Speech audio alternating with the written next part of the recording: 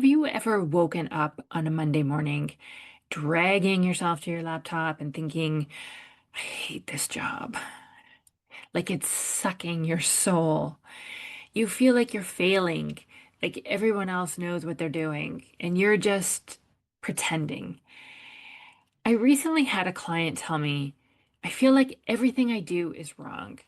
I'm slow, I'm not good enough. I think I hate my job. And I said to her, no. You don't hate your job. You hate yourself in your job. And I want to talk about that today because if you don't see what's really happening, you'll just keep changing jobs and bringing the same self-doubt right along with you. We think the job is the problem. We tell ourselves, if I had a better boss, if I worked somewhere creative, if I had more freedom, then I'd be happy. But listen, your job doesn't create your feelings. Your thoughts about your job does. So my client told me she was afraid that she was doing everything wrong and she thought she wasn't good enough and that it was taking forever for her to get anything done. Can you imagine walking into any job with those thoughts running through your head every day? Of course you'd hate your job. Of course you'd feel small and stuck and resentful.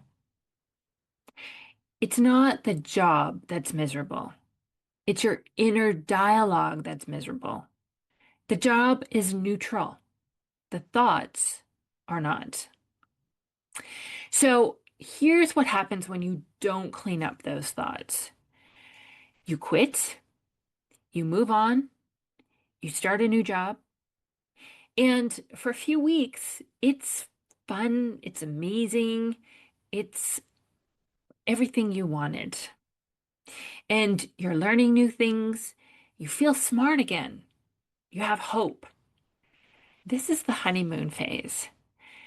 But slowly, over time, your brain is going to start to think those same thoughts that you had at your old job. I'm not doing enough. They probably think I'm not good at this. I should be further along by now. Because the common denominator in every job is you. You can't escape your self-concept. You'll just take it with you and recreate the exact same emotional experience, new office, same story.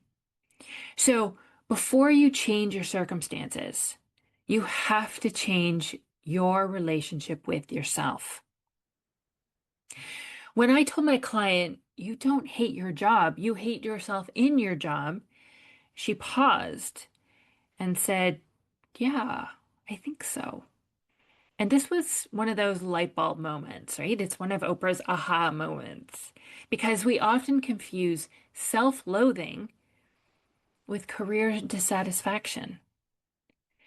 When you're in self-doubt all day, everything feels harder. You procrastinate, you second guess, you overthink every email. You think your work isn't good enough, so you do more, and then you burn out. And then you decide the problem is the job. But the job isn't rejecting you. You're rejecting yourself in it. And the only way out is to rebuild the way you see yourself. Here's what I told my client. Stop trying to love your job. Start learning to love yourself in your job. Because when you value you, it changes how you show up everywhere. My client is a coder. She literally makes ideas come to life on the internet. That's magic. It's a skill, but she couldn't see it. So I asked her, do your bosses think you're valuable? And she said, I don't know. I mean, I haven't been fired. Exactly. They pay her money. That means she's valuable. But she didn't believe it because her brain kept whispering, "You're not enough." And she believed it. And so that's what so many women do. We wait for permission to feel valuable. We think we're going to get that validation externally. We want someone else to tell us that we're doing well before we'll let ourselves believe it, if we ever do. But you get to decide your value first. Then you bring that energy into the job. And that's when everything changes. Not because the job changes, but because you do. That's your power. So when you clean up your thinking, you start to show up differently. You speak up in meetings. You share your ideas. You stop apologizing for existing. And suddenly people see you differently, not because they changed, but because you finally stopped hiding your worth from yourself. You become magnetic, grounded. You enjoy your job more, even if it's not perfect, but because you feel solid in it, grounded. And if you do decide to move on, it's from clarity, not escape. You're not in a rush. There's no hurry to make a change. You get to change just because you want to, not because it's going to be better over there. And that's power. That's your power. So if you're sitting there thinking, "I hate my job," ask yourself this instead. Do I really hate the job, or do I hate how I feel about myself in it? Because you can switch careers 10 times. But if your inner critic comes with you, she'll ruin every office and every job that you enter. But once you start valuing yourself, really believing in what you bring, appreciating your strengths, your work becomes an extension of that self-love. You stop trying to earn your worth and start embodying it. Listen, if this makes sense, if you're realizing that it's not your job, it's your relationship with yourself, this is the work I do to help women. Because when you change the way you see yourself, everything else changes. Your work, your relationships, your confidence, your life. Here's your challenge for this week.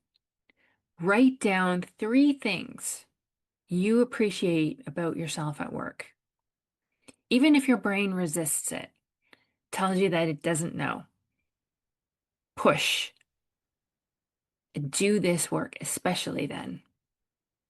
And if you want to go deeper into this kind of work, subscribe, like, put a comment, and come hang out here every week with me. We're building a better relationship with ourselves, one thought at a time. If you want to take this work even deeper, come join me in my coaching community called You Redefined.